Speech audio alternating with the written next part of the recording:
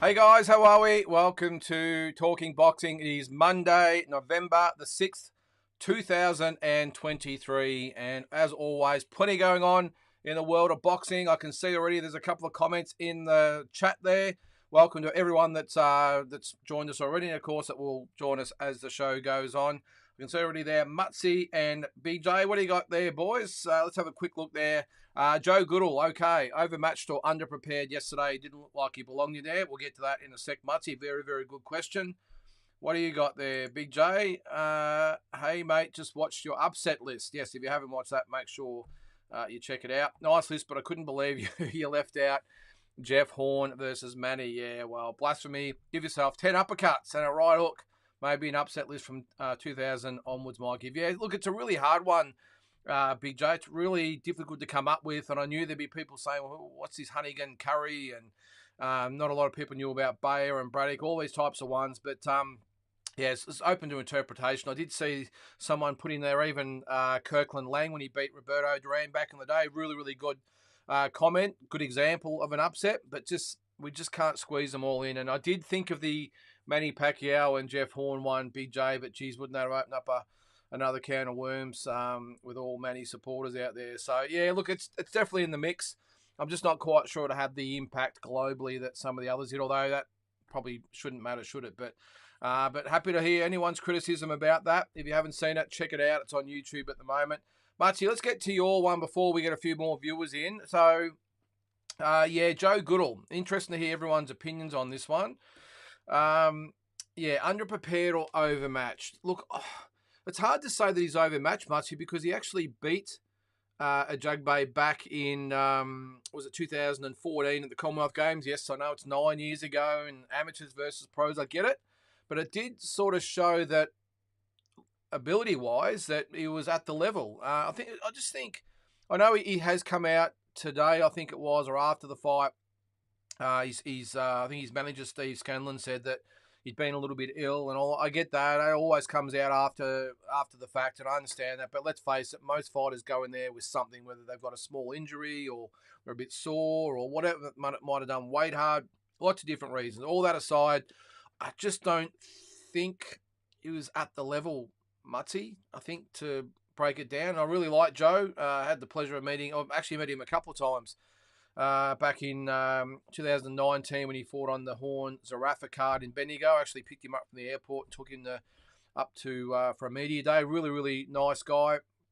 And also met him earlier in the year in Oklahoma when he fought on the undercard to the Cambosis and Maxie Hughes fight. Really, really lovely guys. I said, lovely team. Really, really good guys. But we can't all be Jeff Horn or George Cambosis or Jeff Fennick, I suppose, back in the day, with these, these fairy tale type of fights. Sometimes, look, you got to take your hat off to Joe Goodall for going over there. A small turnaround. Well, when did he fight? I think it was July, so not really a short turnaround, but you get what I'm saying there. Really gutsy to go back into the Lions Den in the States, this time as the main event. I think he opened the show in Oklahoma, the show I was at, so long way from Oklahoma. But look, as I said, we can't all have the fairy tale. We can't all go overseas and have the big win. And I just think Joe was just out of his depth, unfortunately. He just didn't look into the fight at any stage. Ajagba, who I don't really rate that highly either, to be honest. I'd be interested to hear your thoughts out there. But I'm not a massive fan of his either. What is he, 19-1 now? Joe, is 10-2-1 now? Yeah, I wasn't overly impressed with the Jugbar. I just think that Joe, I won't say he didn't turn up because that's a pretty harsh comment for someone that's put in a lot of work and has gone to the States to have a crack at it. I just thought he just didn't get any rhythm. He just didn't have any mojo. Right from the word go, he looked on the back foot. I don't think a Jugbar did anything out of the ordinary. I think he just found the right uppercut in the third round or second round, whatever it was. Started to land it, and that was pretty much his punch that got Joe out of there. Start of the fourth. Look, I'm a little bit up in the air about whether it was an early stoppage or not. I don't sort of think so. I mean, I've seen lots worse left to go, I suppose, if I can spit that out. And in the fight yesterday, it's not like he was knocked down. It wasn't like he was really rocked, but you could just see the writing on the wall. He was starting to take shots. He wasn't returning fire. So I got no dramas with Tony Weeks calling the early or making the early call on this fight and letting Joe fight another day. Because I just think, I'm not sure what you guys think out there as well, but I could just see as the round went on, you could just see one of those big uppercuts or left hooks, whatever it was, landing and putting Joe's lights out. So even though technically you could say it was an early-ish type of stoppage, I'm actually really happy with Tony Weeks' call. So let us know your thoughts there. Big J, yourself. What was that? Oh, sorry. This is about the what is it? The upsets. Give myself a chance for redemption. Lots to talk about. Goodall simply put in his place. Yeah, well, as I said there, Big J, I think we can analyse it as much as we want to. Sometimes look, it sounds really harsh, I know, but sometimes you're just not good enough. That's just a reality of professional boxing. Well, not just professional boxing, amateur boxing, sport in general, life in general. But doesn't take away from the fact that hats off to Joe for putting it on the line. He probably could have come back to Australia, maybe aligned himself with No Limit or Tasman or whoever it might be, or Ace, no matter, whoever, and maybe got himself sort of back into the mix. It's not that hard these days to get that top 15 shot if you can just win one of those regional belts. So he probably could have got one of those regional belts under his belt and got ranked in the top 15 and made his way and maybe got a lucky world title shot. But I really like the fact that he went to the States, took on a world-ranked fighter head-on in the main event of a top-ranked card in Lake Tahoe. Just beautiful over there, by the way, Lake Tahoe. If you don't know where it is, it's up near Reno, which is, I think, about an hour's flight from Las Vegas. But anyway, I digress. But, yeah, sometimes it's just some, as I said before, the fairy tales don't happen. And you just get found out on the big stage. So I know that's a little bit harsh, but this is a harsh industry we're in, and but it doesn't take away, as I said, from the fact that full credit to Joseph Goodall for having a crack at it. And who knows, he might come back, learn from the experience, and see what happens from there. Kyle Champion, how are you, mate? Oh, mate, what's up, Lynden? Good evening. Yes, good evening to you, Kyle. Welcome to the show. I see Andy's there as well. I've probably waffled on a little bit too long. I'll get through some of the comments. Yes, says Andy, smash that like button. I always forget to say that. Hit the like button, hit subscribe, all that sort of stuff. Kyle, what do you got there, mate? Well, I'm sure Joseph Goodall will come up again, guys, so we'll just keep going through the comments. Loved your pound for pound list. I'm going to go give our girls a little bit of love later with the top 5 Aussie women's boxers when more people rock up. Really good point, Kyle. Look, I was going to do the top 10. I did do one a few months ago. I didn't do one when I did the men's, just because a lot of the girls haven't been overly active lately. I'll be interested to see your thoughts there. I think I might even have it on here somewhere if I can find it.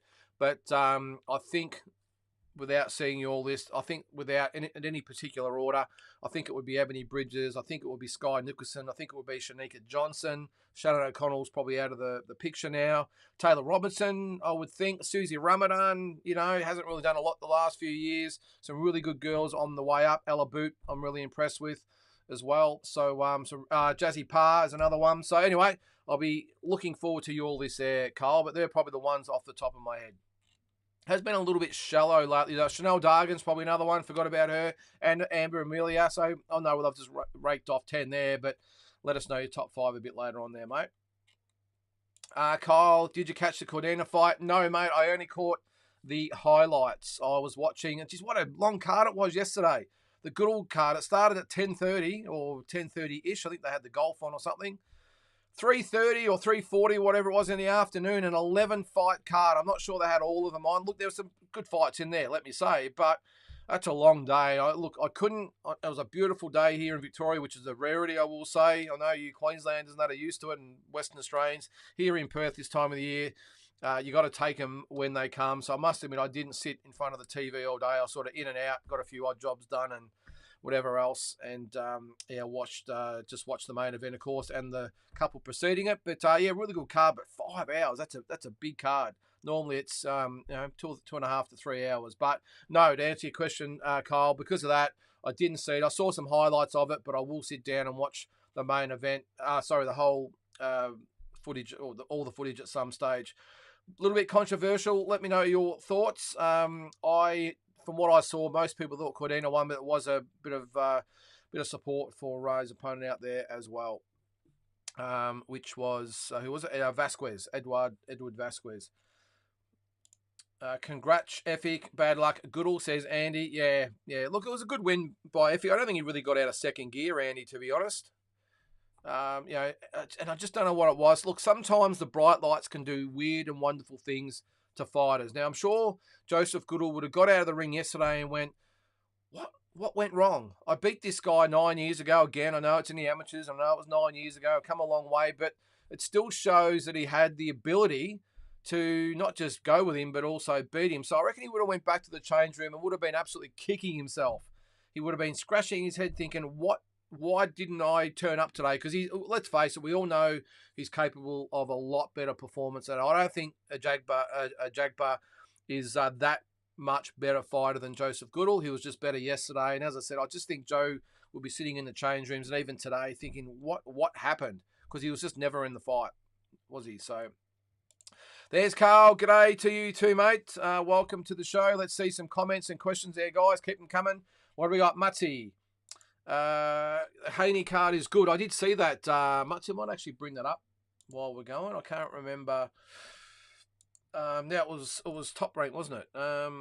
No. Anyway, I'm sure you'll let me know. But not just that, but I think what other card was it?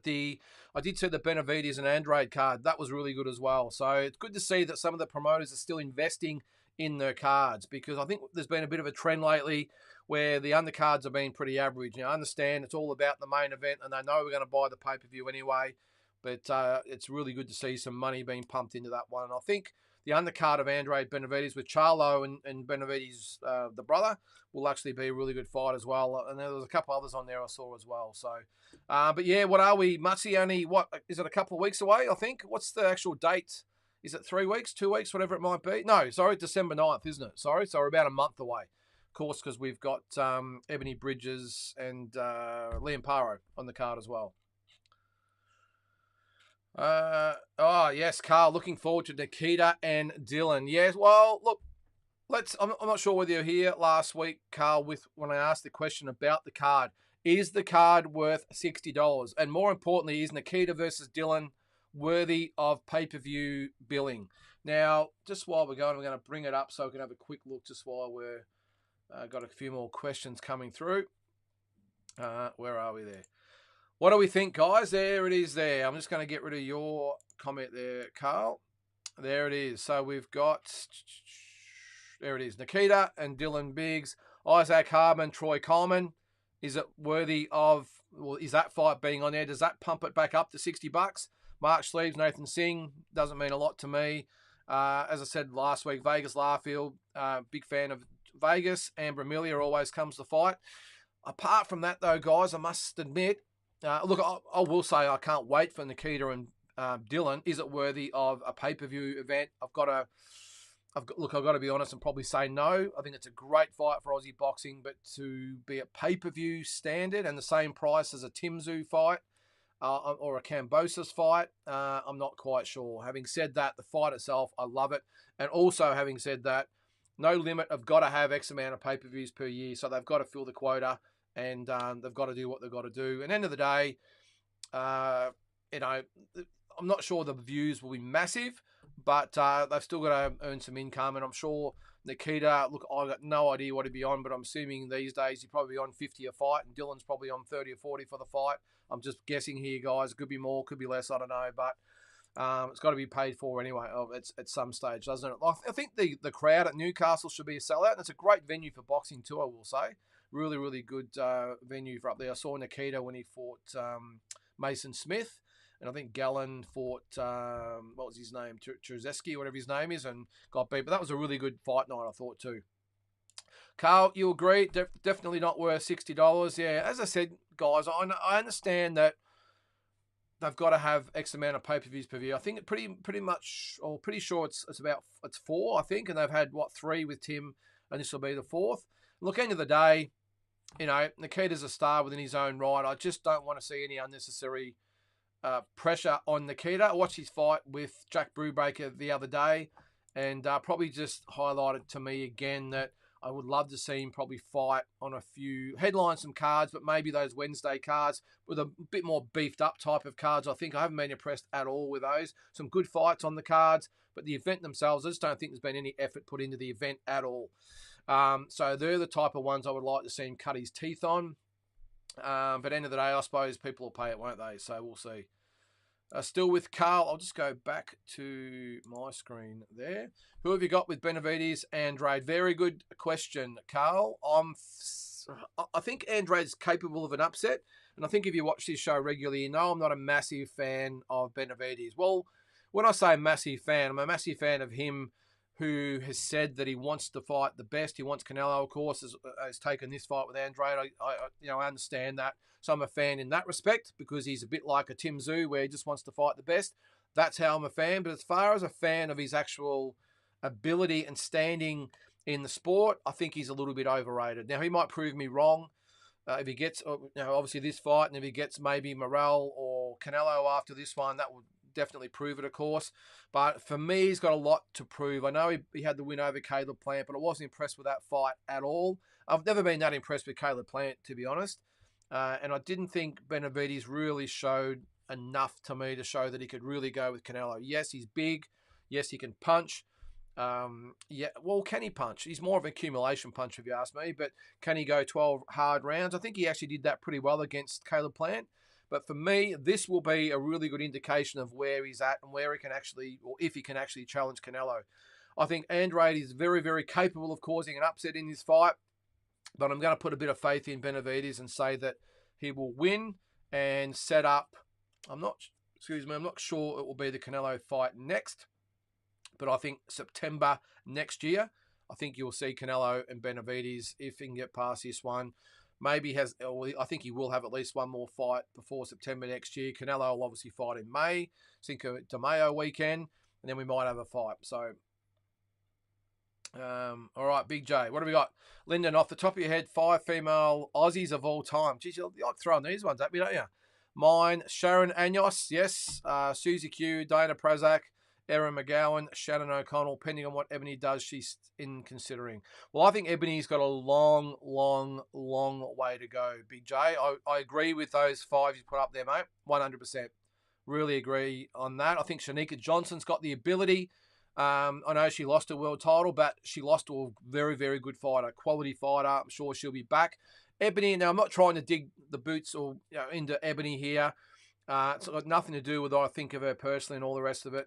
What it's got to do with it is her caliber of opposition. Shannon O'Connell excluded, and good on Ebony for that. It was a great, great win for Ebony over Shannon. But the facts are that Ebony, she beat a 41, 42-year-old champion. I don't think the Shannon fight was very impressive, so I'm not going to cast everything off that fight. But if she can continue on that form, then yes, I agree with you. But before that, had just fought nobody. It really fought nobody. The one she lost before that, who was at the Pommy, Shannon Courtney, got exposed in that one a bit. So I think she's improving all the time, Big J. And I think the other thing we don't sort of remember out there, guys, is someone like Ebony Bridges hasn't had a long career. I'm not sure she even had an amateur career. If she did, it was very short, turned pro, and only had 9 or 10 fights. So she's got a long way to go. But yeah, I think she's definitely capable, Big J. But I agree with those picks there. And I think the other one in line for me, as I said, is probably Shanika Johnson. It's probably the only one that could probably challenge there. And Ebony, I would just like her to back up the Shannon fight with maybe another 3, 4, 5 fights of that caliber, and she would be in there as well. Because all those other girls, or women, ladies, have done a hell of a lot and been around a long time. All those girls there, ladies, have had long careers, won multiple world titles, or some of them won world titles, where Ebony is still just, I think, even though she's 36, I think, is she? She might have me nearly 37. I think she's still 5 or 6 fights short of being in the conversation of those ladies. All right, looks like you got the list there, Kyle. Here it is, my top 5 Australian women's boxers at the moment. Ooh, okay. Ebony Bridges, number 1. Taylor Robinson, number 2. Shanika Johnson, number 3. Sky Nicholson, number 4. Beck Hawker, number 5. I like the actual 5, Kyle, but I would probably have Taylor Robinson in my 5, but I can't see how she could be put in front of Shanika Johnson or even Sky or Beck. Now, Taylor hasn't really had a signature win. While we're talking, I'm going to bring up her record. Now, I know going through those opponents there, as I just said with Ebony, she's had a couple of good wins, but she's undisputed number 1 in Australia at the moment. Sorry, guys, a little bit hot in here too, by the way, so excuse me as I wipe my brow. I've got to close the door when I do this, and I can't put the fan on because you won't be able to hear me. But anyway, Shanika Johnson, I would probably still have at number 2, Kyle, and I would probably have Sky at number 3, and I might even have Beck Hawker at number 4 and Taylor Robinson at number 5 if I was going to pick those fighters. I just don't think Taylor's done enough. And looking at her opponents at the moment, actually, I'll bring you guys into this while we do it. Just a little impromptu look at someone's record. So I'm looking at so those opponents there, you can see 0-3, debut, got beaten by Shannon. Not a bad win over Kylie Former, but okay, yeah, Yoselin Fernandez. Yeah, I just think she just hasn't had the wins yet. Kyle, definitely on the way. I think ability-wise, I'm a fan of Taylor Robinson. I think she goes very, very well. But, yeah, I think if you're going to ask me, my list would be Ebony, Shanika, Sky, Beck, and Taylor. Carl, Canelo has to fight the winner. It's as simple as that. Yeah, all this talk about just going to get myself back in the camera there. Yeah, I agree with you there, Carl. Look, there's all this talk about maybe fighting Conor McGregor. I really hope I sort of hope it's false, but I also hope it's true. I hope it's false because I'm sick of the circus that our sport has become lately. But on the other hand, I would love to see Canelo get hold of Conor McGregor and finally put an end to, I think, the farce that is Conor McGregor, especially in boxing. He was a great MMA guy, or a UFC fighter back in the day, but I think he's become a bit of a parody of himself, to be honest. So I'm not a massive fan of Conor these days. I used to like Conor for what he brought to the sport and everything else, but I just think he's become a bit of a joke, if you ask me. But I'd love to see Canelo get hold of him and not see a Floyd Mayweather, Conor McGregor scenario where Floyd carries him for, 10 rounds and then put a few punches on him. The referee stopped it. I would love to see Canelo get in there in killer mode and actually absolutely take Conor McGregor apart. I think he's the type of guy that needs it. He needs a good slapping, if you ask me. And I think Canelo's the man to do it. All right, Larry Liston, what do you got there, mate? Sorry to go off topic. That's all right, mate. We just keep going through the comments and putting up our opinions. I saw Justice Honey's last fight, which was a huge step up against Andrew Tabiti. Yeah, I think a lot of people forget about the quality of opponent that Andrew was, Larry.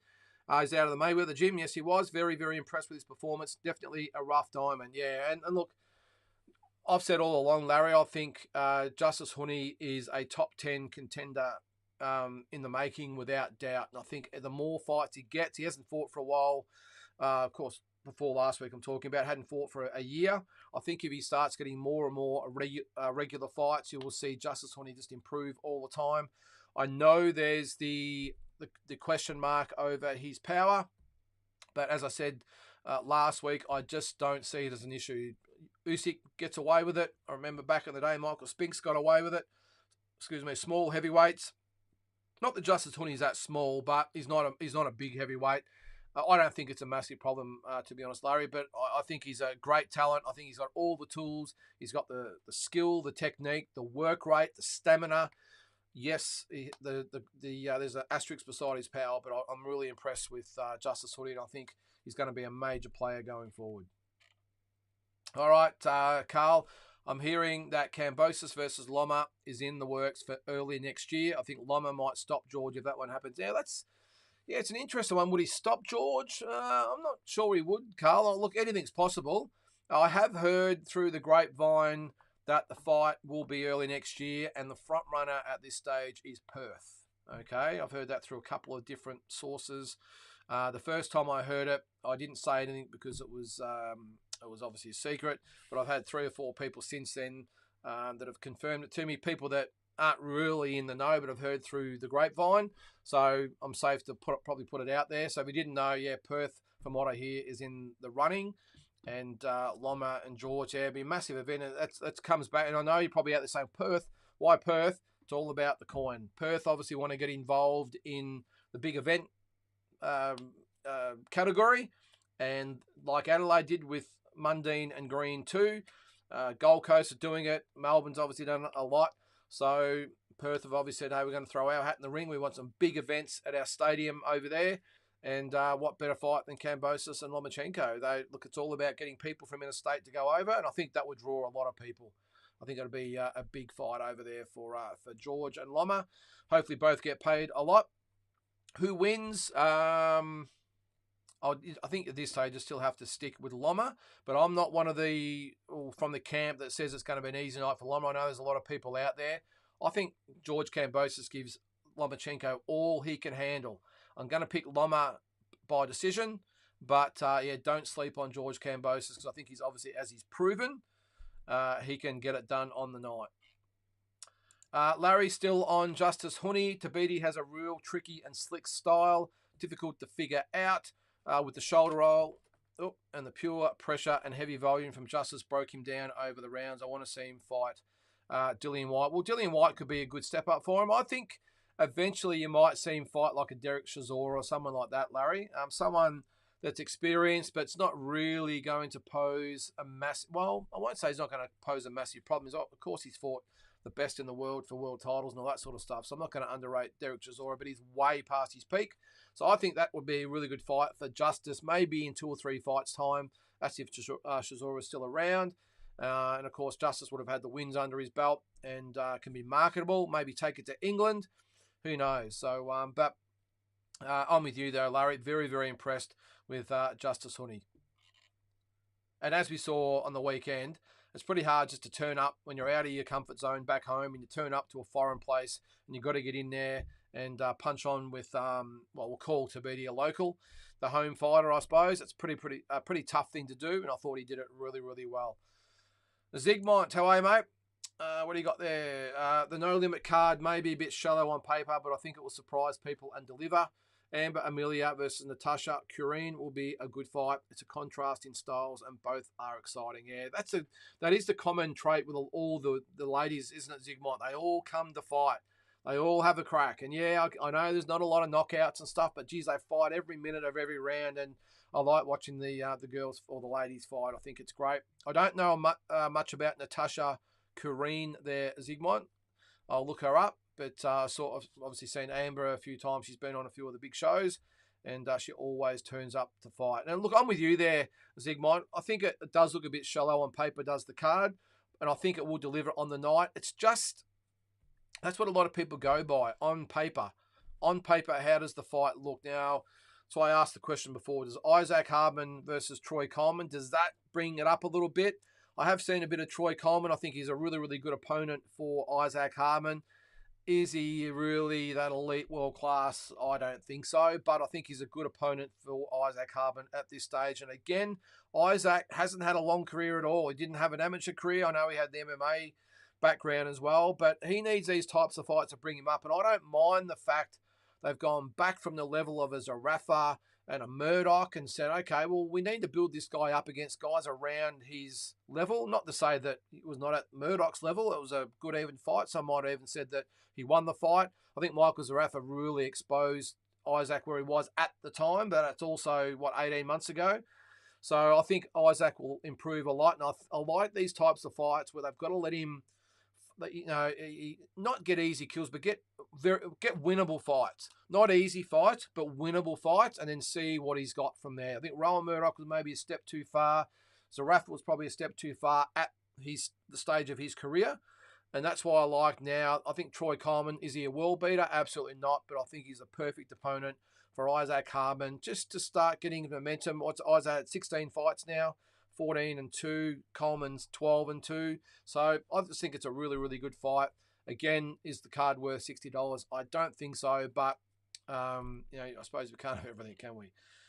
All right, Larry again. Also thoughts on Liam Paro versus Montana Love. I always thought Montana was a bit overrated, but I haven't quite seen too much of Liam. Reckon he's going to win. I think he will win for sure, Larry. Liam Paro, and look, a fan of Stevie Spark as well, but I don't think, and I know some of you might disagree, I don't think Stevie's at world level. And I know he did a great job against Montana Love. He exposed Montana Love for being overrated. Is Stevie really up the cusp or that level of being able to fight for a world title? I don't think so. I hope I'm wrong, and I hope he gets a chance because I love him as a fighter and the way he steps up and fights anybody. I think that's great. But again, that doesn't just make it so that you're going to be at the level all the time when the really elite fighters come out.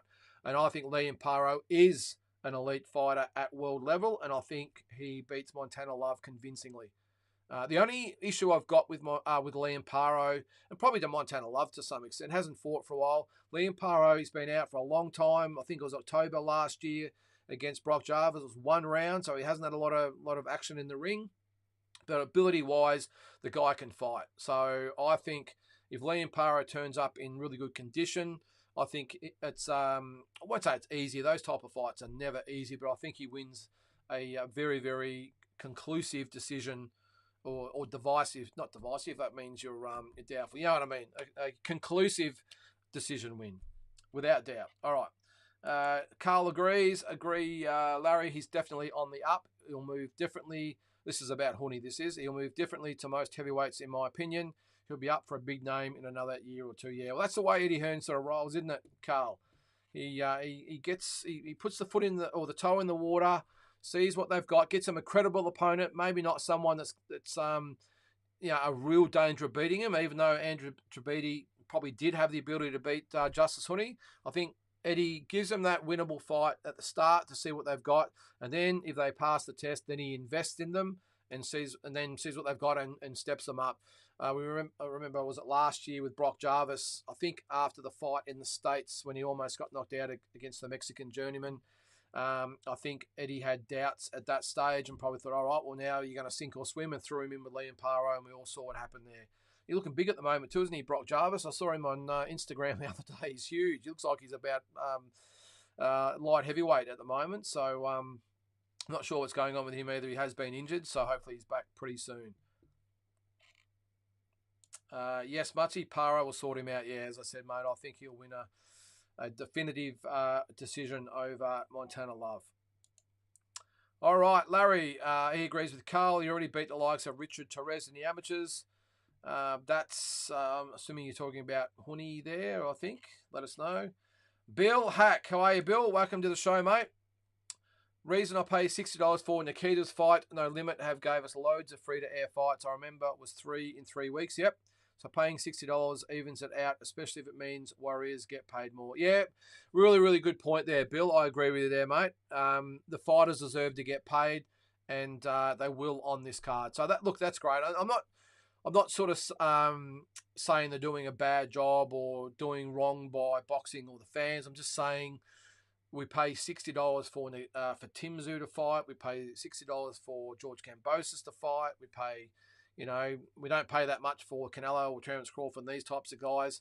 I can understand. Will I pay it, by the way? Yes, I will. But I can understand some fight fans out there saying, geez, what am I going to do this week? Do I do that, or do I pay $60 on this? And I just think I'm not quite sure there'll be enough of those fence sitters to say, yes, I will.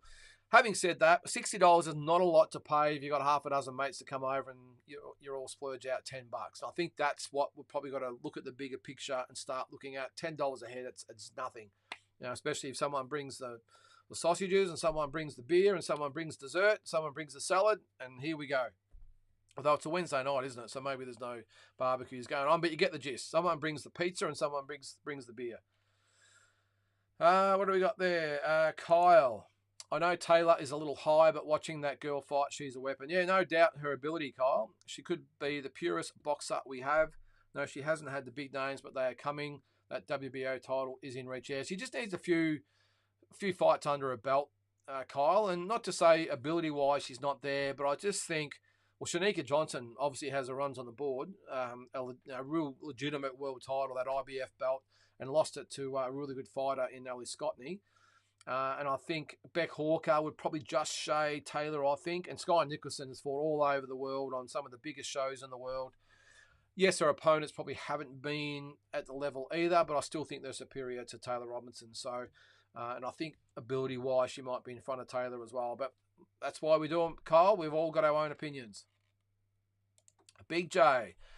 I think McGregor was a farce always. Never defended any of his titles. Complete chump. Jai McAllister is a better bloke. I was just waiting for the Jai McAllister joke in there at some stage, mate. Yeah, I don't know anything about UFC, Big J. I've got no idea how it all works. One thing I do like about it, though, is that the best fight the best on the big cards. That's what I like, and that's what I wish happened in the boxing world. It doesn't. Anyway, we could talk about that all night, but I just think he thought he was, he just that classic big head syndrome where he believed the hype, he believed all the news about him, the headlines, like what happened with Ronda Rousey. She got exposed big time by Holly Holm, didn't she? And the beatdown she got from, what's her name, the other lioness, whatever her name was. That was just horrific. But I just think with McGregor, I think he bought into his own hype too much, forgot what got him to where he got to. There's no doubt early in his career he would have trained all day, sacrificed, would have had no money. So, and that's great, and he deserves everything that he got up to a point. And then since then, he's just become, he almost should be with the YouTube crowd, shouldn't he? That almost reminds me of the crowd he's in. Whenever he's on camera or whatever it might be these days, it's all about, the gimmicks and, creating controversy, and he almost belongs with, is it the Misfits, whatever it might be? That's almost where he needs to go. They need an MMA arm of the Misfits, because that's sort of what he reminds me of these days. It's a shame because, as I said, I think he would have, early in his career would have done just as much work and sacrifice that all the great champions have done. He's just lost his way, and the way he sort of carries on these days, I'm just not quite sure either whether mentally he's still there. But anyway, that's up to him. Carl, Liam is the real deal. He's had a rotten year with injury, double Achilles heel, injuries got to hurt. Yeah, well, I just think it's great for him to be back, Carl. And he's a really down-to-earth, humble type of guy as well, I think, is Liam Paro. And let's hope he gets his shot. He did obviously have the shot against Prograis, unfortunately, and that's where he got injured. So I think if he wins his fight, a world title fight will 100% be next. Probably against Prograis. Might be the winner of Prograis and Haney. So if Haney wins, or maybe... Yeah, maybe not, because I think whoever wins his fight, especially if it's Haney, he'll be looking at the Davises and Garcias and all these types of guys.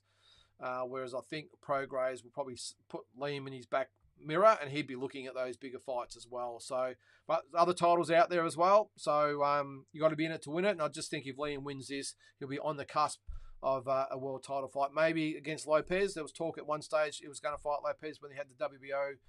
Was it Lopez? No, sorry. Josh Taylor, I think it was, or one of them. But anyway, I think that's before Lopez went up. But end of the day, I would like to see Liam Paro get a crack. Are all the state governments out of funding for putting on fights? Yeah, well, Melbourne hasn't done a lot, have they, Carl? But I did hear that they are looking to spend some money next year because of the Commonwealth Games fiasco. They've got, especially in the regional areas, so you might see some regional activities or events, might be including boxing. I might be able to fill you in on that a little bit more early next year, but there could be some big events in the regional centres of Victoria. Looking around, well, Gold Coast have obviously put a bit of money in. Sydney's probably the one that hasn't probably done a lot. Perth, obviously, if that is the case with this one, they've done it with the UFC as well. So you just have to do it these days, don't you?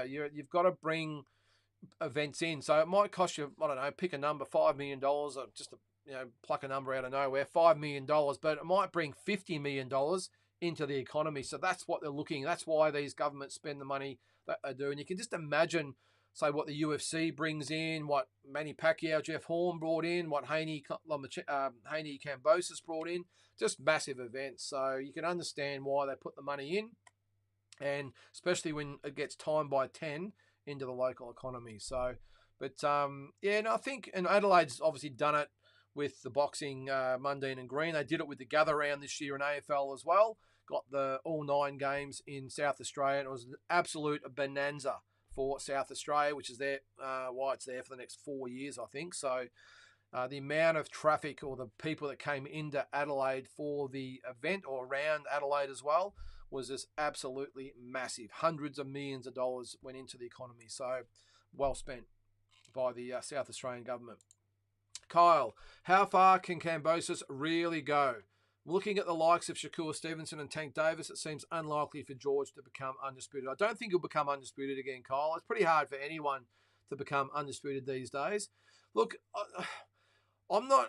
I get a little bit offended, I will say, with a lot of fans out there or boxing followers, whatever you want to call them, that after George Kambosos lost to Haney twice, and a little bit when he fought Maxi Hughes earlier this year, they wrote him off as a fluke, as a one-hit wonder, and all the rest of it, and really didn't give him his due. I'm not of that camp. I have so much respect for George Kambosos for what he did. And I think, and I've seen it firsthand, I've said on this show before, in the States, I see the standard that he's held at. I was at the Haney-Lomachenko fight. I saw it firsthand, him get absolutely mobbed by the crowds over there. So he's made it in that respect as far as his stature and profile goes.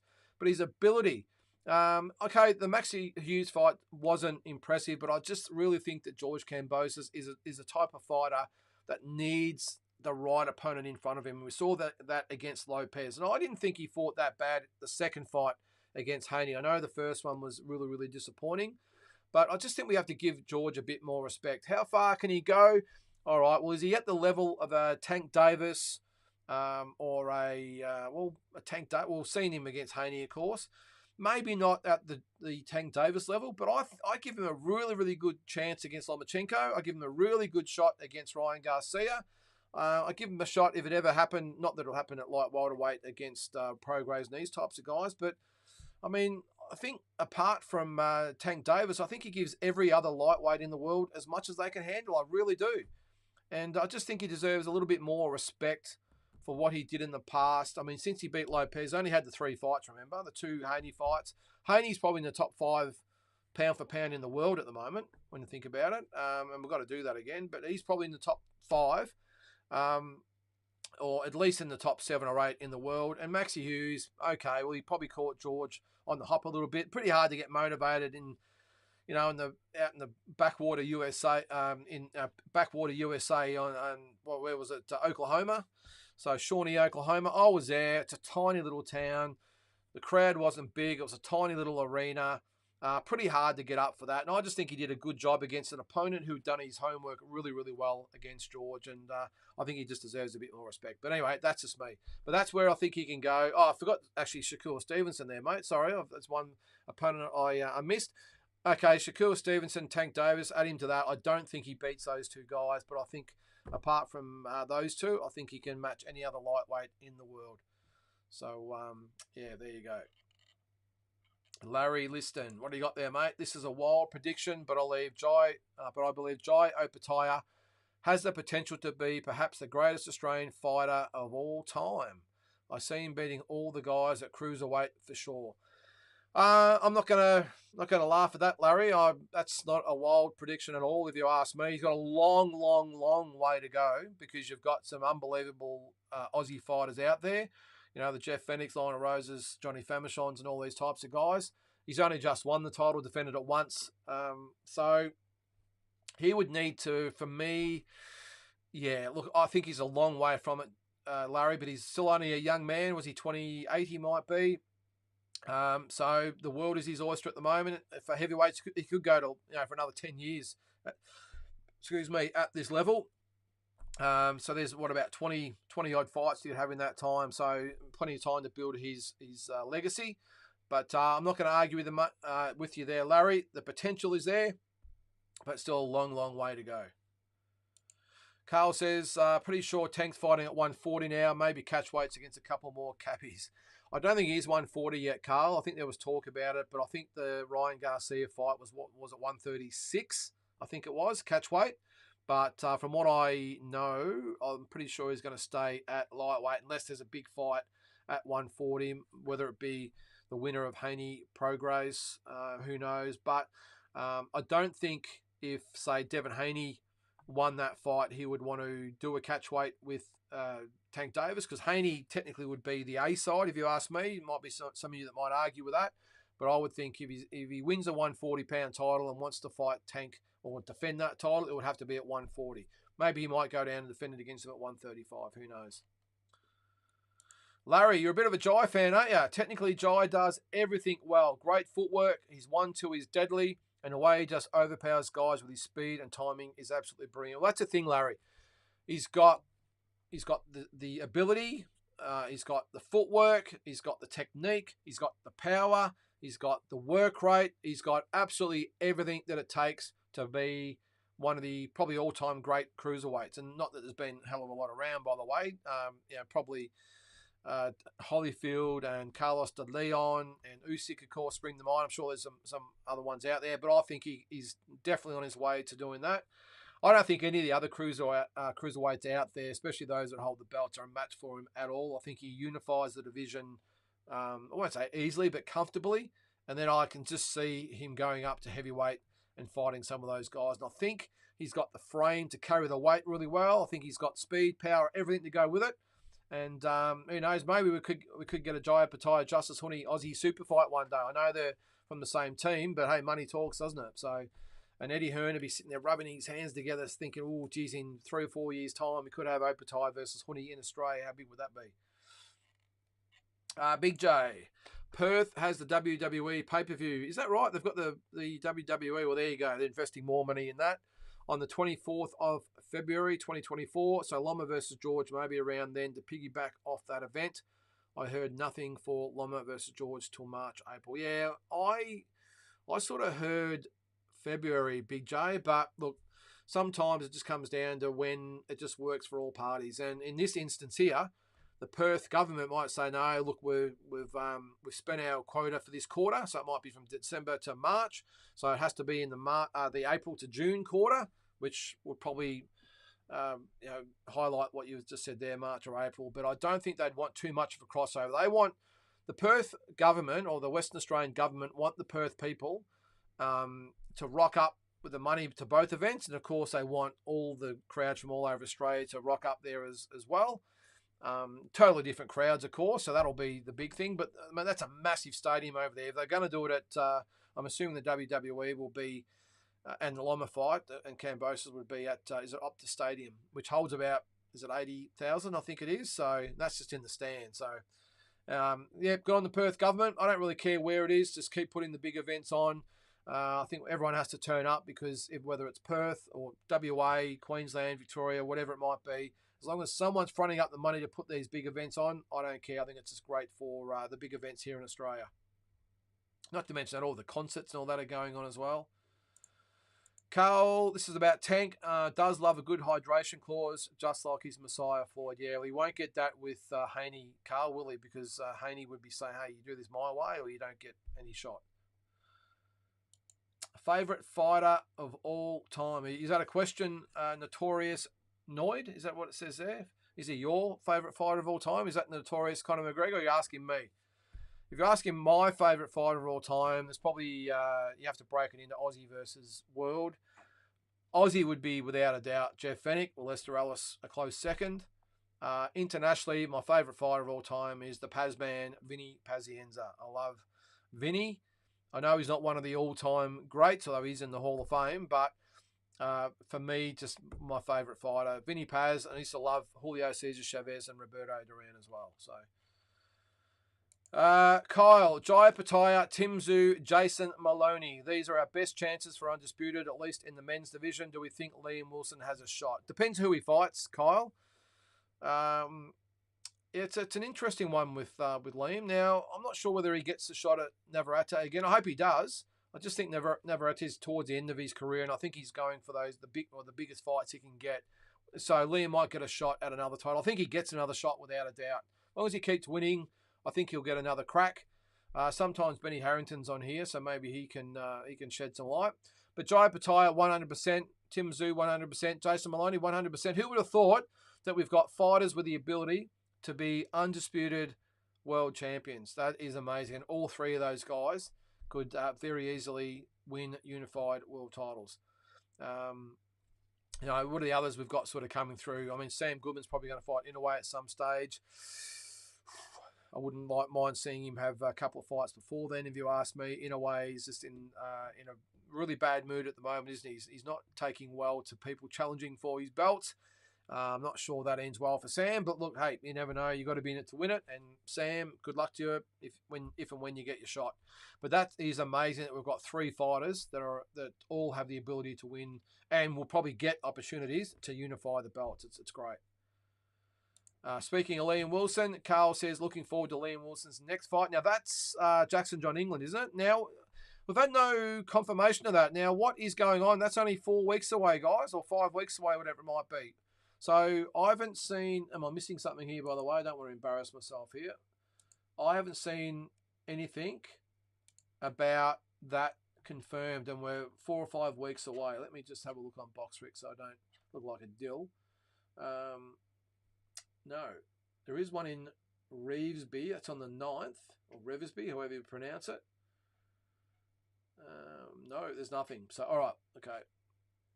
All right. Yeah, really good fight that'll be, Carl, with Jackson John England. I think Jackson John England can fight.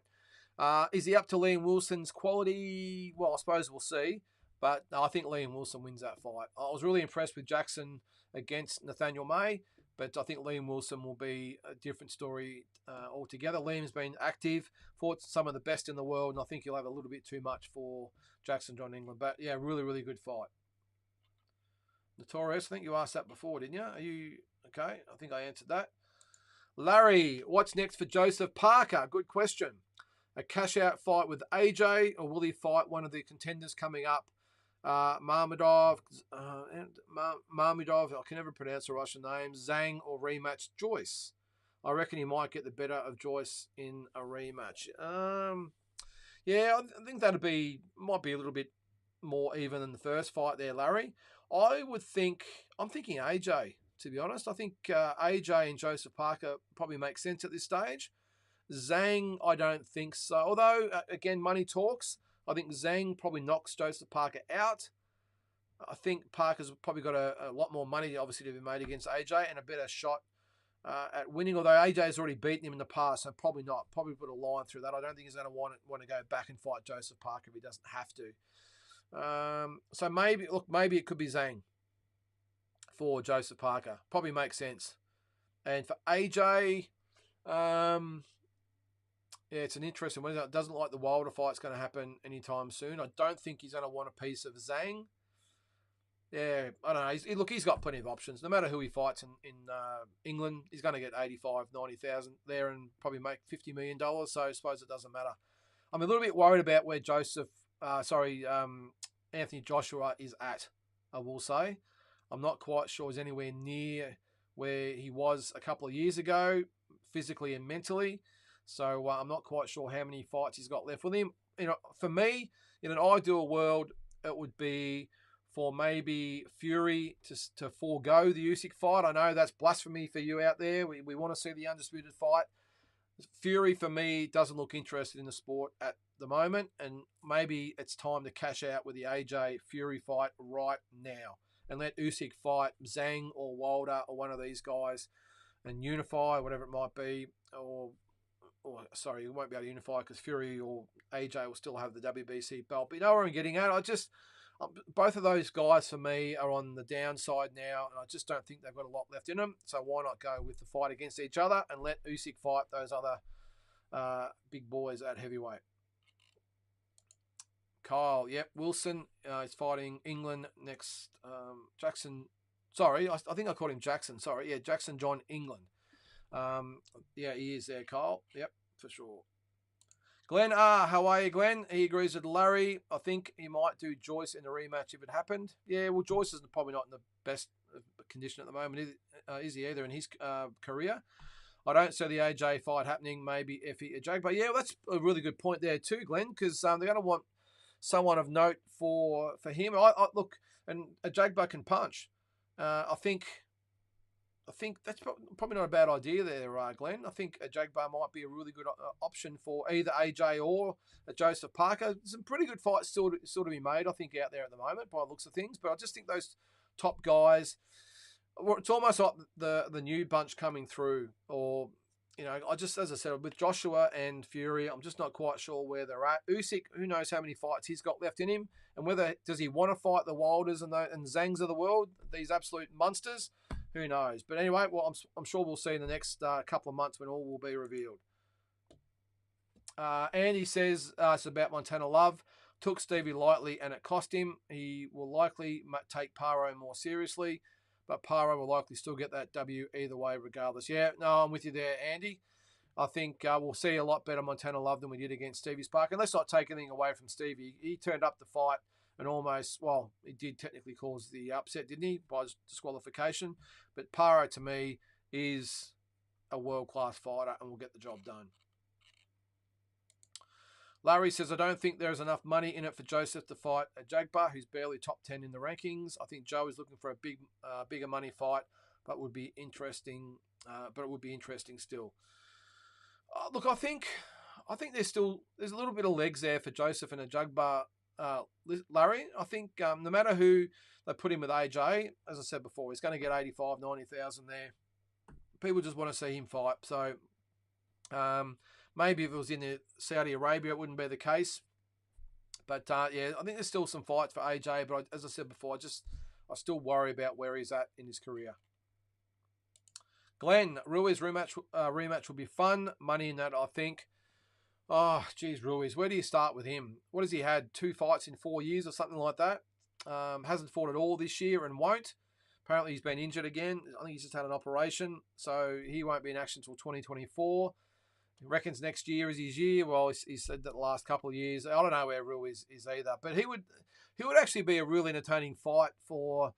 I know there was talk about him fighting Wilder, but he'd be great against Zhang and all these types of guys. So, yeah, when you throw a few of these guys up there, some really good heavyweight fights out there still to be made, even without those really, really top guys like Joshua, Fury, and Usyk. Kyle says, I've seen Lucy Wildheart's fights, and this girl is a tank. Now, she's fighting Sky, is it? She knows how to work the inside and has only lost to top opposition, or is that Ebony? This is an acid test. Oh, Sky. This is an acid test for Sky, but if she wants Serrano, she needs this. Yeah, we'll still test her. I have seen a bit of Lucy Wildheart as well, and it's a pretty apt name that she's got because she definitely comes to fight all the time. And look, that's why I've got no dramas with Sky just taking her time. I know her opposition hasn't been great so far, but she had 8 or 9 fights now. Now's the time to step up, and I think you'll see her fight for a world title next year if she gets past this one. But I'm with you there, Kyle. Wildheart can fight. It's a really good test for her. Serrano's getting to the end of her career as well, so another 6 to 12 months, letting her get a year older is not a bad idea for Sky either. And I think she gives Serrano a good fight. Does she beat her? I don't think so. I think Serrano's got a bit too much power for her. But again, you got to be in it to win it. So, all right, Larry. Oh, yeah, this is a question I was actually going to bring up. What's going on with Michael Zarafa? Seems to come up every single week, doesn't it? He was ranked number 1 in the WBA, but then there was talks of Lara versus Danny Garcia, but that has now retracted itself. Perhaps Zarafa will fight Lara anyway. Now, what is going on? It was on my agenda as a talking point tonight. Now, apparently, December, unless you know something I don't there, Larry, I'll check your comments a little bit later. But Zarafa was going to fight on the undercard on December 9 of Lara versus Garcia, and then the winner would fight, or the 2 winners would fight next year. Now, again, we're, a month away from that card. I don't think Zarafa's had an opponent named, let alone Lara and Garcia confirmed. So what is going on? If you know something I don't, Larry, let us know, because every day I get on all these sites to look out what's happening. I still haven't seen any confirmation of Lara versus Garcia 4 weeks out or 5 weeks out, whatever it is, from that fight, let alone Michael Zarafa, who's supposed to be on the undercard. Now, I think he did release something on his social media. Was it last week or something that said no opponent, but the date is locked in?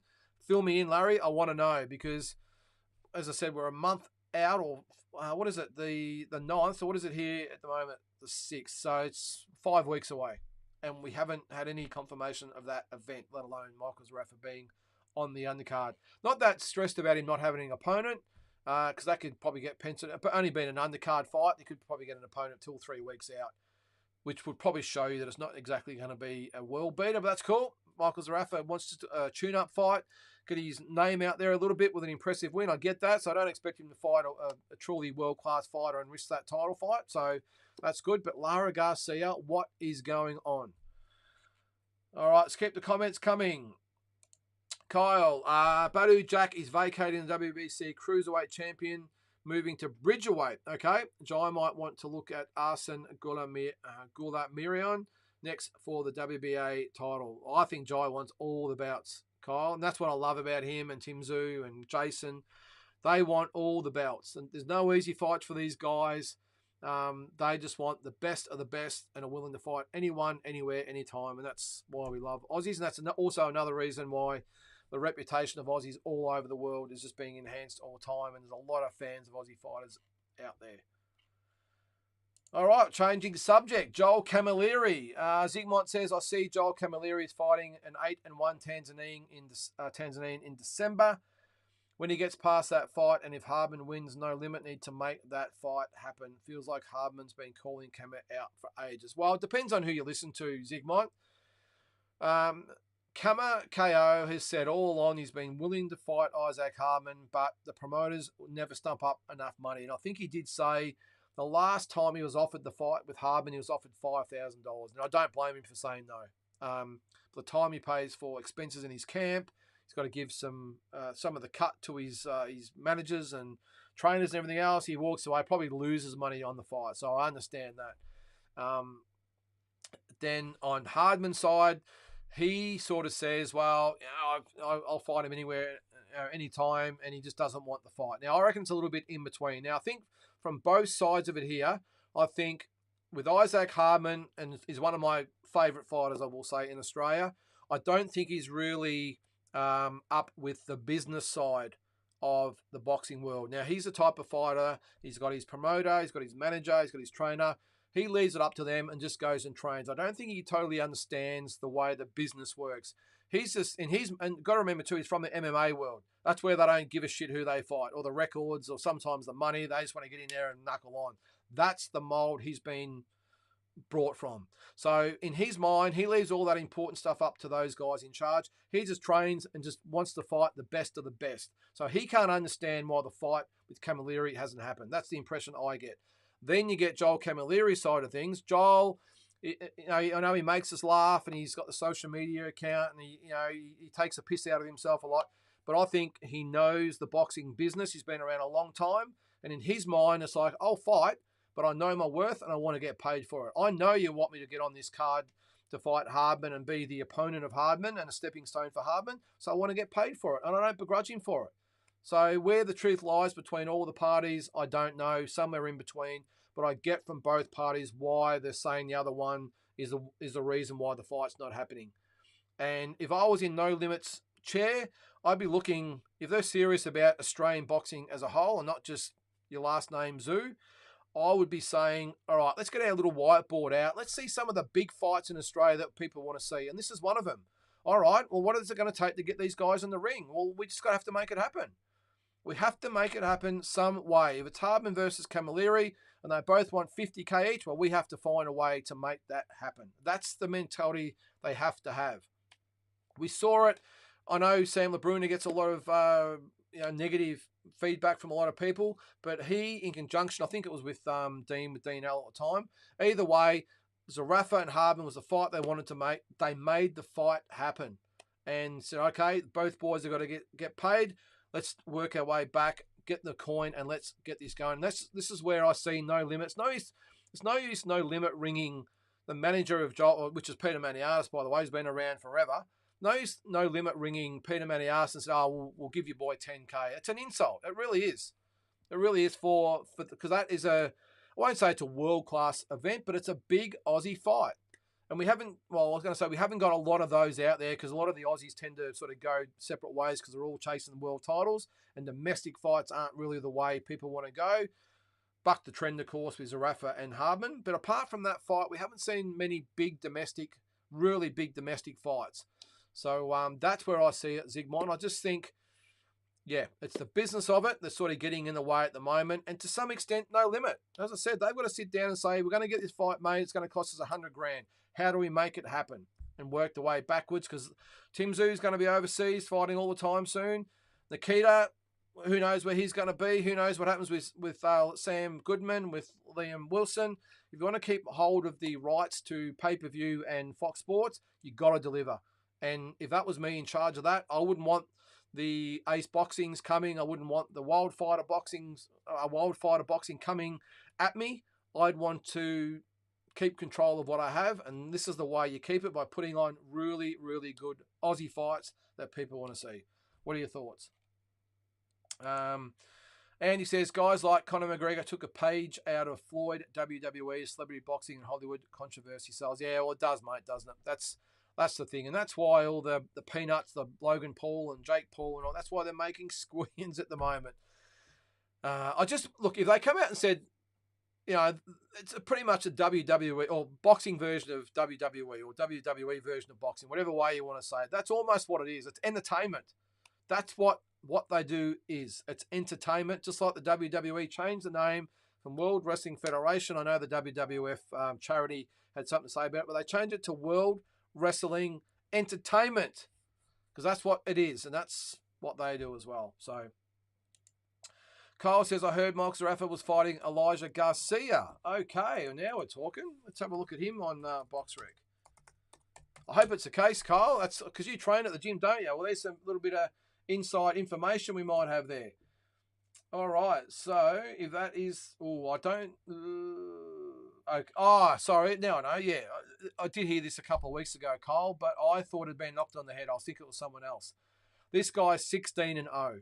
I don't think Michael Zarafa is going to risk fighting Elijah Garcia, who's 16-0, an American, by the way, so in his own country, fighting a 16-0 guy when he's got a world title fight lined up after this. Now, his last few fights, I'll just bring up his record here. It's not too bad, actually. So he sees the records of the guys he's beaten lately. Can't see their records, of course, but 14-1, 15-1, 16-0, 8-1, 7-1, 7-3. So he's got his last few fights have been against credible opponents. So I don't see that as the right type of fight for Michael Cole. Maybe though the promoters are saying you fight this guy or nobody. I just find it hard to think that Michael would fight, or his management would think fighting that guy was the right play with a guaranteed world title fight next. But who knows? Sometimes the promoters say, well, we want a quality event. Yeah, the fight's him, or he doesn't fight at all. Larry, that's going to be a very difficult fight for Zarafa if it is Elijah Garcia. Yes, he's damn good. Very good prospect and pretty developed in his style for his age. Yeah, as I said, fighting an American in America, 16-0, with a guaranteed world title shot at stake. Yeah, I don't know. I believe that when I said. I hope I'm wrong. I hope it is Elijah Garcia, because he is a good fighter, but I think that's a really risky fight for Michael at this stage. I wouldn't mind seeing Kambosos versus Loma, but the speed and combinations of Loma will be hard to deal with for him. I heard he was in talks prior about a rematch with Teo at 140, but it didn't happen. I don't want to see George go up to 140 unless he really has to, because he makes lightweight pretty easily. So I don't want to see him fighting Teofimo Lopez at 140 unless it's for really good money. If he's getting offered millions to fight him, no problem. Fight him. At this stage of George's career, it's about the money, so I get it. But yeah, I don't want him to go up just because he wants to repeat the dose with Teofimo Lopez. Carl says George definitely needs a decent W against his name. Yeah, he needs a good win, Carl. Although when you're at the level now, he's a proven world-class fighter. He's always going to be in demand because he's always going to be the undisputed lightweight champion. So he's always going, as long as he wants to fight, he's always going to have good money fights there in the offering for him. Because guys like Shakur Stevenson and Pitbull Cruz and all these types of guys, they want the scalp of a former champion, and they don't get much bigger than George Kambosos. So former undisputed lightweight champion. So yes, he needs a W. He did get a decent win in his last fight. Whether you thought he won is another thing, but he did actually get that win, Carl. But I'm with you. I think if he beats Lomachenko, well, he's right back in the mix. Right back in the mix. Can he do it or not? We'll see. George can't fight southpaws, especially really top-grade southpaws. Well, they don't get much more top-grade than Lomachenko, do they? Kyle says to Larry, Michael needs a big scalp and he needs it now. Does he need a big scalp, Kyle? I'm not sure he does. He's got the guaranteed world title fight, so what does he need a big scalp for? Plenty of other fighters have got the world titles. Well, he hasn't really had a big scalp, Michael's Raff. I suppose you could call Jeff Horn his biggest scalp, which great win at the time. I wouldn't call Isaac Hardman a big scalp. Again, I love Isaac, but he's not a big scalp in the world of boxing. I know he was world ranked, but he got it from winning the regional titles, but didn't have a big win himself. So I don't sort of really rate that one. So for me, to be honest, Kyle, Michael's still unproven to me. I know he's been around a long time, but apart from the Jeff Horn fight, which I thought was a fantastic win, Jeff reversed the result in the rematch, and since then hasn't really had a big win. So I know he does need a big scalp, but not right now. He's got the world title fight. Just get it, win this next fight, win the belt, and then he can pretty much fight whoever he wants after that for some good money. Glenn says Shakur and Tank murder George. He's probably a 6 to 10 in the world at 135. Yeah, I don't know. I think they'd be difficult fights for George. Let's face it. Yeah, they would be very, very difficult fights. I think George would take those fights in 2 seconds flat, by the way, if he had the opportunity. But I think they both beat him in different ways. I think Tank would be dangerous for him because he's a puncher. Shakur is more of the boxer, slick skills. He might win round after round against George. He's a lot more aggressive sometimes than what Haney is. So who knows? But as I said, I don't think it would worry George. He'd fight them all. What do we got? Andy says Jai needs unification ASAP. In your opinion, build his legacy. Yeah, well, he wants to fight as soon as possible, Andy. I think he wants those belts. So I think. Is it Masternak is fighting, who's he fighting? Is he fighting Billum Smith? I think he is. So I think Jai fights the winner, hopefully. I think you'll see Jai with at least one unification fight next year, I would think.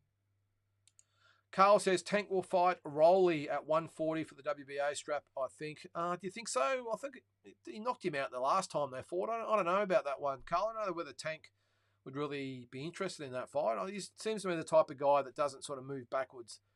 He knocked Rowley out, I thought, pretty easily last time. I know there's been talk about a Garcia rematch as well. I think Tank's the sort of guy that wants to move on and fight Stevensons and Haney's and who knows, Lomachenko or George winner. You just don't know. Time will tell, though, Carl. Frankie D. Beauty caught the show. Thanks for putting in the time every week, mate. No problem at all, Frankie. I love getting on here every Monday night here in Australia and talking to you guys and girls out there. Carl says, how Jai dismantled Breedis with a broken jaw was unbelievable. Well, that was just another string to the bow, wasn't it, Carl? We all knew he's got all the ability in the world. What you're never quite sure of until these guys and girls are in that position is the ticker. And that's something you can't teach. You can't teach someone to have heart. And he has it in spades. And, the fact that he fought that fight with the broken jaw, his jaw was pretty much hanging off his face against a killer in Breedis.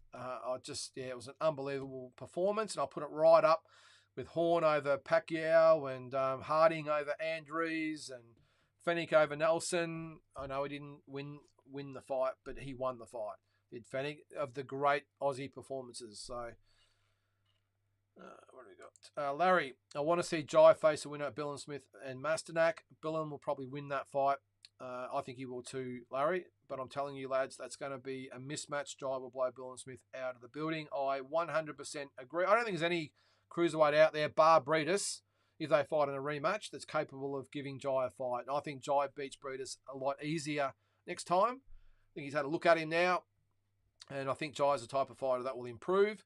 And I think he will beat Breedis easier. And I would think if he unifies, I think you'll see Jai move up to heavyweight after that. Because there's really no other fighters for him, is there? So Zygmunt says Jai is the epitome of a warrior. Deserves way more praise and love down under and worldwide. Yeah, he does. But it's not the public's fault in that, Zygmunt. The media just give him nothing. They should be absolutely ashamed of themselves. The media in this country. They give fighters nothing. George got nothing when he came home. Jai, of course. These fighters just get nothing. And I know you fight overseas, it's hard to get that support. Jason Maloney's another one. Got nothing when he came home. He's had a little bit recently. But it's the media in this world, in this country, Zygmunt. They've got their heads up their ass. Now, I'm going to... classic example for you here. I'm probably upset a few of the, some of the fans out there of other sports. But when George won the world title in 2021, the undisputed lightweight championship of the world. Now, I'm on my soapbox here, by the way, guys, so just hang with me for about a minute. Won the world undisputed lightweight championship in a massive boil-over. In the same year, the Boomers won bronze at the Olympics. Bronze. So that means they got third. They got the performance of the year over George Kambosos. This year, they're talking about, we've had Tim Zhu with what he's done, Jason Maloney with what he's done. I'm just talking boxing here, by the way, as an example. But the Matildas finished fourth. That's right, 1, 2, 3, 4. Fourth in the tournament. And they're saying they are one of the greatest, not only the best performances of this year, but one of the best performances of all time in Australian sport. Fourth, they finished. And the media was just all over it and just continued the love fest with those sports. I get it that the world sports, not that boxing's not, but basketball, soccer, these types, I get it. And they've got the more supporters. But this is the media in this country have their heads up their asses. So anyway, there's my rant. Couldn't agree more. Lynden, seeing those big fights in Australia is great for the sport. Yep, that's about the government funding. Kyle says, if Jai wants the WBO, it's so he never has to travel again. He will grow this sport in Australia. It's about time somebody did. Yeah, I hope I'm wrong, Kyle. I'm just not sure. I don't know. The Australian public, maybe because there's so much other sports out there, and as I just said, the media just tend to pick certain sports and get behind them. I mean, Volkanovski's probably an example of what can happen when the media do get behind you, because they did. Now, Volkanovski's known all over Australia now in a not real popular sport. The ones that follow the sport love it, but it's not a big sport. But Volkanovski's, the media got behind him, and look where he got to. So you're right. If the media got behind Jai, I would think he could grow. Back in the day, I remember Jeff Fennick and Harding and obviously Costa and Jeff Horn, and to some extent George Kambosos had the media behind them, but unless they do, you got no hope. So Jai, I can just picture, Kyle, that he ends up just going to England. He probably earns 5 to 10 times more than what he'd probably get paid here. So why would you blame him? Ebony Bridges did it. She'd probably get paid 10 grand a fight over here. She's probably getting 250 to 300 grand over there. So you can't blame her. It's just, yeah, it's a bit backwards, mate. Larry, Vinny Paz was a beast. He reminded me of Hector Camacho with his charisma, always super entertaining, would throw wild shots, but was still pretty fundamentally sound. Yeah, really, really good fighter he was. Larry wasn't the most skilled fighter out there, but he was entertaining, and he obviously fought Camacho, which ironically was a very, very dull fight, Camacho and Pazienza. But just the way he fought everybody, he always turned up. Of course, he had the broken neck and came back, and I have had the pleasure of meeting him 3 or 4 times, and just an absolute legend. Matzi. Kambosos has been chasing the Loma fight for years, so he must be confident he can beat him. He'll give him a hard night regardless, but will Loma get tired legs soon? Yeah, well, it's always a possibility, Matzi. Loma's been around a long time. Did the Haney fight rip his heart out? You just don't know. And the fact that George has been clamouring for that fight, that's why I've got so much respect for George. I think I also said on here, I met him in Oklahoma, and I was a little bit apprehensive about meeting him because I always thought he was I wasn't really a fan of him as a person, but when I met him in Oklahoma, a gentleman, a really, really nice guy.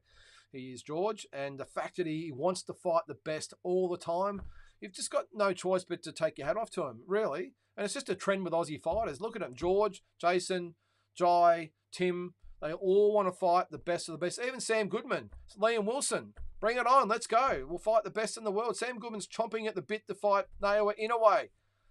And Liam Wilson wants the rematch with Navarrete. So, and Steve Sparks, hey, bring them on. I'll fight them all on the same night. That's the mentality that we have here in Australia at the moment. It's great.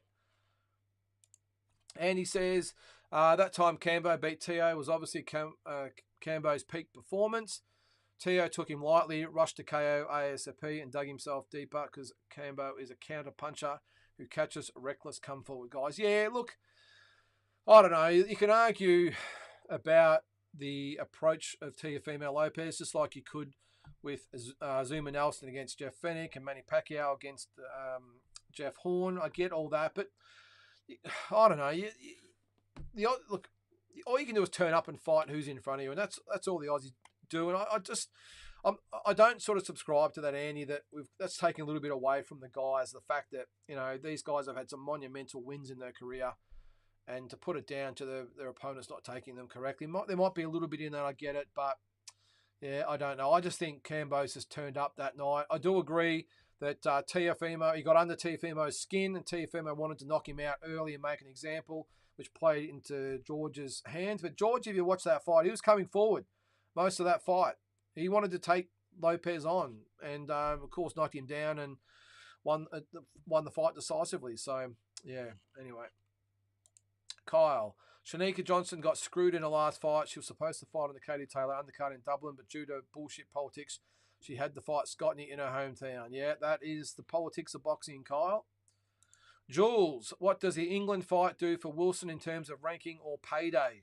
Wilson is a star, but action can fight and anything can happen in boxing. What's the risk versus reward? Very, very good question, Jules. I did ask the same question to myself. Why would Liam Wilson be wanting to fight Jackson John England? England's not, well, he might be ranked now. I'm not sure where he ranks in the scheme of things, but I wouldn't have thought he'd be highly ranked. Very, very risky fight for Liam Wilson. Maybe what it's come down to is that Liam wanted to fight before the end of the year, and England was, and the winner, well, it was going to be the winner of England and Nathaniel May have said, yep, we'll take him on. Maybe he didn't really want to go abroad. Maybe No Limit didn't want to bring anyone in. Who knows? It's a really tough one, Jules, but I am with you on that. I asked the same thing. Geez, I'm assuming the money wouldn't be great. The rankings on offer wouldn't be great, or the improvement of rankings. If anything, sometimes you can go backwards if you fight someone that's not ranked. So it's a tough one. The only thing I can think of, Jules, is that Jackson John England was the only one available at that time of year, and Liam wanted to have a fight. So what do we got there? Larry. I think I heard about Lara versus Danny Garcia, is that they were still unsure of that fight being made because of financial reasons. A month out and still having debate about it. Geez. That was supposed to be a pay-per-view, but there was not enough interest in it. Yeah, well, it's not a pay-per-view, I wouldn't have thought, Larry. So then again, is there enough money to pay everyone on the card? That's a tough one, but we're running out of time, Larry. We're running out of time, and Michael still hasn't got an opponent. I know you said before Elijah Garcia, but nothing confirmed. Garcia and Lara still not confirmed. 5 weeks away, so... still on that, Larry says, I don't think Zarafa will get his title fight till the PBC is made at Lara versus Danny. I think it's some kind of inside deal going on with Danny being promised a title shot, but that fight has to happen first. Well, to be honest with you, Larry, I'm a little bit over talking about all these possibilities with Michael, because until something's actually signed, sealed and delivered and posted, it's not going to happen. I've still got my doubts this fight happens this year, which means Michael would not have fought in 2023 at all. Is Larry keeping coming there, mate? Anyway, then they put the Danny versus Lara fight on the rumoured Thurman versus Staniotis pay-per-view. Yep, that was the fight, of course, was going to be the main event on the undercard. It's a pretty good double bill, really, but whether it's pay-per-view, Thurman, of course, has been out. Staniotis is unknown. They scrapped that event too and replaced it with the David Morrell fight. Yes, I did say he was fighting on the night, so that's replaced it. Okay, well, we'll see. And supposedly because Morrell is cheaper and they won't risk losing money on the Thurman versus Staniotis and Lara versus Danny fights. That's all I know. Yeah, well, I don't blame him, to be honest, Larry, because Thurman Staniotis is a very, very risky fight. And Lara and Danny is a risky fight.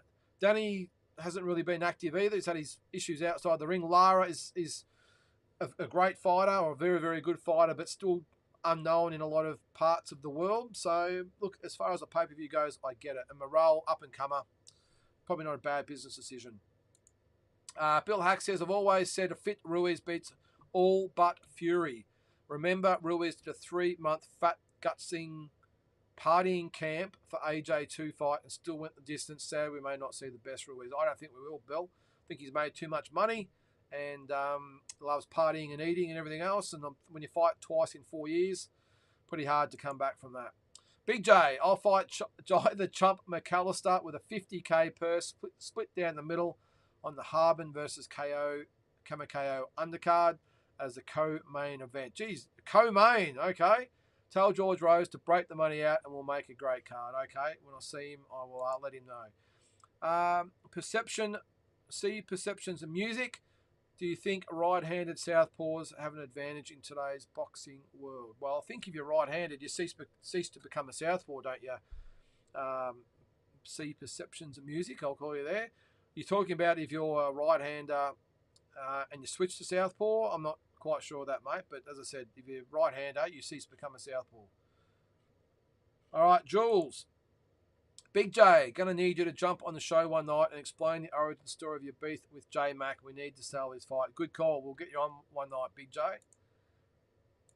Jules, again. I know, that was just that one. Ah, there you go. Team Batman. How are you, mate? Did show great heart. I'm not quite sure what that one was for there, mate. Big J. No beef with Jai. He just reckons he can beat me as I'm a beat down and a broken down 41-year-old former soldier. Well, if you're a soldier, mate, I don't think age is a problem because we know you'll come to fight. And he's 28 and got a reach and a height advantage, but I've KO him in two. Well, if you're watching, Jai, what's your response there? Larry, Joe Goodall had a very stylistically difficult fight. What's next for him? Seems like he's in that stage where he should aim to give prospects a hard fight. Perhaps a fight against UK's Johnny Fisher. Look, he could probably be used as an opponent, Larry, over in the UK. But it's pretty risky. There's some pretty big boys over there that can bang. I would like to see him maybe come home and fight maybe a Lucas Big Daddy Brown if there's some money in it. Maybe Dempsey McKean is another one he could fight. Similar boat to Joseph Goodall. So there's some fights there for him. It just depends on whether he can get some other big money fights over in the UK. Because right at the moment, as it stands after yesterday, he's an opponent. He's the B-side. So he can't really call the shots. If he had a one yesterday, the world was his oyster, but it wasn't to be. But that's an option for him, Larry. I think come back to Australia and fight McKean or Brown. Great fights. Joseph Parker even. So, although that's probably a tough fight for him. But I think Dempsey McKean is a good 50-50 fight, and I think Lucas Brown's a 50-50 fight. James Brown, sorry I'm late. What did I miss? You've missed a lot, mate. We've been going nearly an hour and a half. Sorry, mate. You're going to have to watch the replay. Loma is right-handed, says James Brown. Is that right? I didn't know that. So he's a right-hander that fights lefty. There you go. Larry says, I think yeah, the position, is it talking about converted? Yep, southpaws. Yep. Larry says Oscar De La Hoya was a converted southpaw. Yes, he was. Good point there. And C Perception Music says southpaw is a style, my friend, mostly used by left-handers, right-handers, southpaws are right-handed with the right hand and right foot forward. Most southpaws are lefties. Yeah, well, most southpaws, of course, strongest hand is their left hand. So southpaw is a style. Okay. Yeah, well, you're right. So what you're saying is how many naturally right-handed fighters switch to a lefty and fight as a southpaw? Who knows? As I've just said before there, guys, Oscar De La Hoya was one, and if Loma's one, that's good. I'm sure there's been plenty more out there, but I don't think it's really a common thing. I think most right-handed fighters fight orthodox and lefties fight southpaw. So, but I do know that it's a style there, Perceptions Music. I just wasn't quite sure what you're sort of getting at. All right, guys, well, that's probably about it for this week. It's an hour and a half gone very, very quickly. Always great to have you along. If you haven't seen it, check out Boxing's Biggest Upsets that's on YouTube at the moment. Let me know who you think was from 1 to 10, I think I put in there. If I've missed a few, make sure you put in the comments. Make sure you also look out for Friday with the weekly roundup. And I'm also thinking about doing a live Wednesday show as well that interacts with you guys and girls out there. I was thinking maybe of dream fights, past versus present.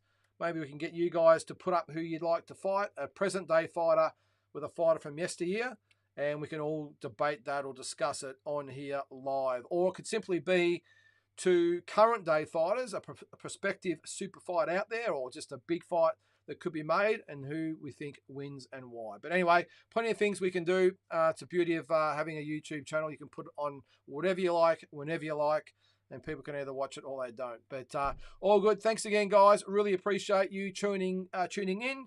Until next week, we'll catch you then. Thank you.